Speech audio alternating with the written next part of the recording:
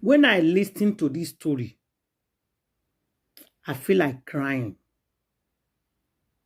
When you have a good heart and you love helping people, and you can't hear this kind of story, you go cry.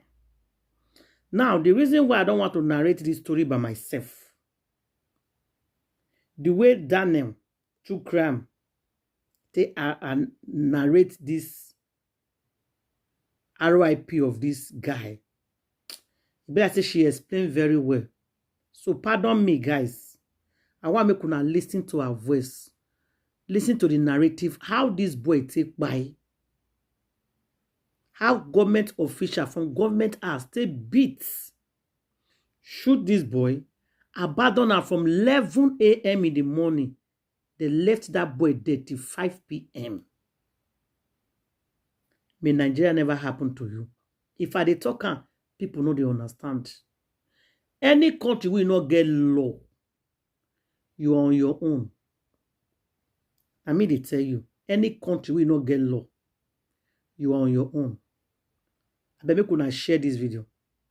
Leave your comment at the comment section. And I will see you guys on my next video. Watch this thing by yourself. Listen to that with your ear. So you can understand how people, they're wicked. Like, human beings are wicked. On social media, or should I say this year, I was even at the verge of crying while going through the story. A 22-year-old boy simply identified as Moses Mba was said to have been shot by a police officer on the 1st of August 2025. Moses was just a 22-year-old boy whom, according to his mother, was the first out of 4 kids. That Moses was very brilliant. He just recently wrote his JAMB and ought to have been in school, but because he had health issues, they were unable to send him to school. All the money the family has been raising or gathering is channeled to her surgery. So this boy was just waiting and hoping money would come for him to go to school. According to the mother, Moses loved preaching a lot. He had always loved preaching since he was 10. He would go around preaching the gospel to people. She said she went for a burial in Abia State on that fateful day the incident happened. That Moses had left the house as usual to go preach while she went for burial. And returning from the burial, she said she and her husband got a call from an unknown number that their son was admitted at the hospital, so they quickly rushed down there. On getting there, they started asking the husband to bring the necessary documents needed to identify them as the parents. After supplying the documents, they entered inside. That was how they met their son in a very critical state. However, I was able to narrate the whole incident that happened to them, explaining how he got a revelation about the governor and the state as a whole, that he needed to share the vision and revelation he got from God with the governor, which was why he went to the governor's house to see him. But on getting there, the security men there chased him away. He left initially, but he was still disturbed by the whole revelation. He decided to go back a second time, and this time around, it turned into physical confrontation, beating him up. The mother said they were beating Moses with bats, gun, that they were beating him like a common criminal who stole something, that they beat him up so badly that after beating him, that one of the officers shot him on the leg and they left him there. That he stayed there from 11 when the incident happened in the morning till around 5 or 6 p.m. in the evening, when some Red Cross members who had the gunshots had to trace it to the government house where they met the boy lying down unconscious. They were the ones who even rushed him to the hospital and deposited over 1.something million naira for them to start treatment immediately. Some of the security officers accompanied them to the hospital and was asking for hospital bill, copies of the hospital bill. The boy's mother went further to say his surgery was even delayed by 3 days. Now, this whole incident happened on the 1st, but the boy only had his surgery done on the 4th because they could not raise the money for the surgery. Subsequently, after they did the surgery, for each day they did blood transfusion because he lost blood. And the family said they spent 100,000.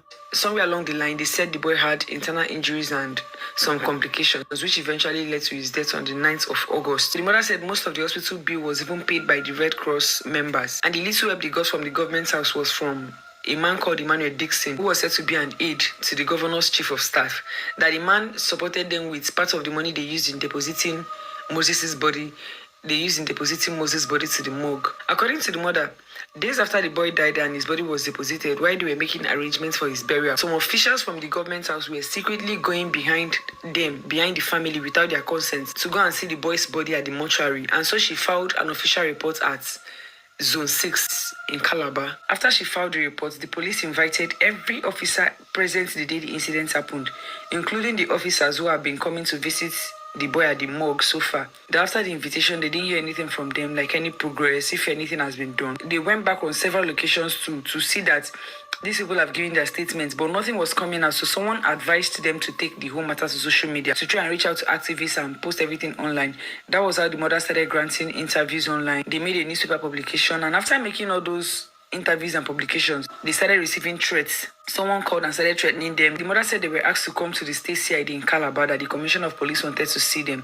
But she said that was the period they were even trying to bury her son, so she could not attend. None of them could attend. They declined their invitation and went ahead to try and bury her son. But the day they wanted to bury the son, that the police stopped them, saying it was a murder case, and as a murder case, they needed to conduct an autopsy to find out the cause of his death. That was how the boy's burial was kept on hold, and rumors started speculating that he was mentally unstable, he drinks, he smokes, that he was sent by a fake pastor to go and pass the information to the governor.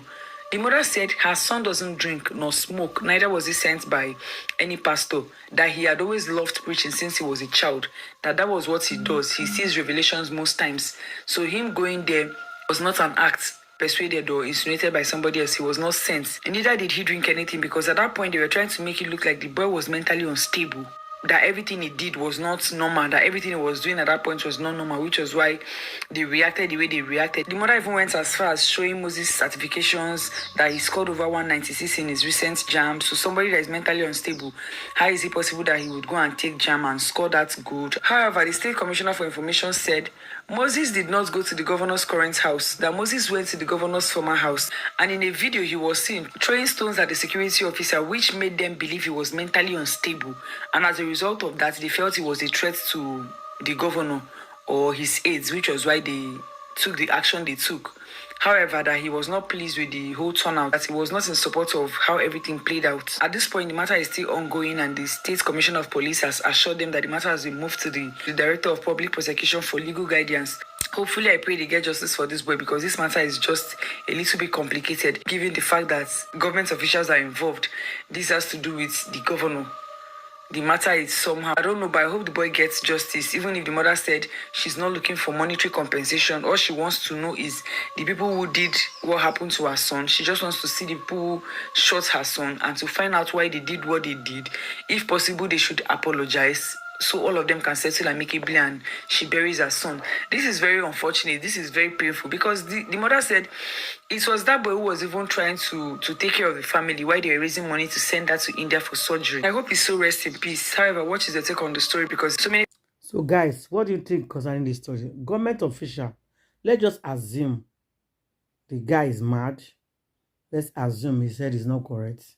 Do you have to shoot him outside the gate? How is he a threat? A young boy of 22 years.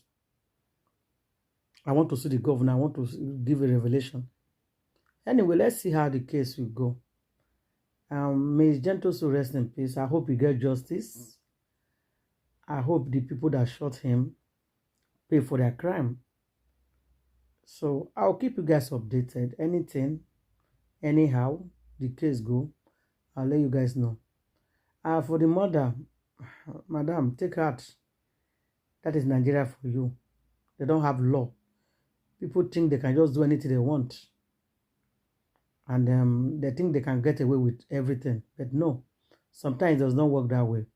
You see this woman coming out on social media, and who is those people threatening her not to talk?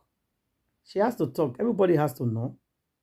So I don't blame her. She's on social media talking. Let's see how the case will go. Just like as she said, she's not begging for money. She wants to bury her son in peace. But he wants the son to have justice. Share this video, guys.